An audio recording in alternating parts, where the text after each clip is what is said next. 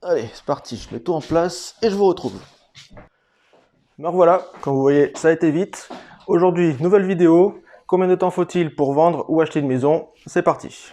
Vous avez très certainement déjà entendu parler d'un délai de vente moyen de 3 mois et c'est très souvent le cas. Je pensais que ce délai démarrait à partir du moment où quelqu'un disait «J'achète». Oui, du calme la concurrence.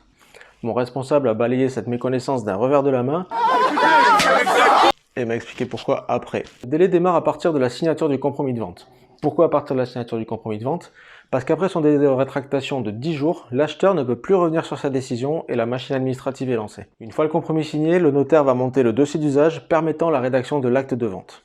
Pour les plus anciens d'entre vous, sachez que la loi Macron du 6 août 2015 a passé ce délai de rétractation de 7 à 10 jours. Oh, vous n'avez pas vu? Pour cela, il va rassembler toutes les pièces nécessaires et faire toutes les demandes indispensables en mairie, ce qui inclut la déclaration d'intention d'aliéner, la fameuse préemption. Avec Jean Mestras, ce n'est pas la mairie qui gère la préemption, mais la préfecture. Et les durées peuvent varier d'une commune à l'autre. Mais à Gujan, ce délai est de 2 mois incompressible, car la préfecture ne se manifeste que si elle est intéressée par un terrain, et une absence de réponse de sa part vaut pour un refus au bout de la période des 2 mois. Et voilà pourquoi une vente ne peut pas descendre en dessous de 2 mois. Oui, mais pourquoi 3 mois alors? Ah ben Charlie, t'étais là?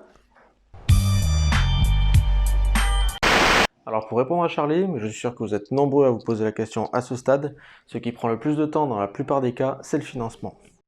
Dans l'absolu, il est possible de se rapprocher des 2 mois avec un acheteur qui paierait comptant. Mais dans 80% des cas en moyenne, les acheteurs financent leur projet avec un crédit.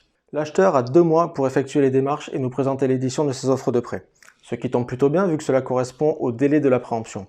Mais en fonction des cas, et ce sont généralement les assurances qui sont les plus chronophages, il n'est pas rare que ces éditions d'offres arrivent en toute fin de délai, voire même après la fin du délai. À partir du moment où ces offres sont éditées, les acheteurs doivent encore attendre 11 jours qui correspond à leur délai de réflexion, puis encore 4 ou 5 jours le temps que les fonds soient virés sur leur compte, ce qui peut très facilement rajouter encore 2 semaines au compteur.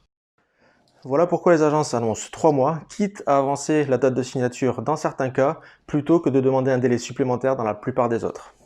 Voilà, vous savez à présent pourquoi on compte 3 mois en moyenne pour une vente. J'espère vous avoir été utile. N'hésitez pas à vous abonner à ma chaîne YouTube et je vous dis à bientôt pour une prochaine vidéo.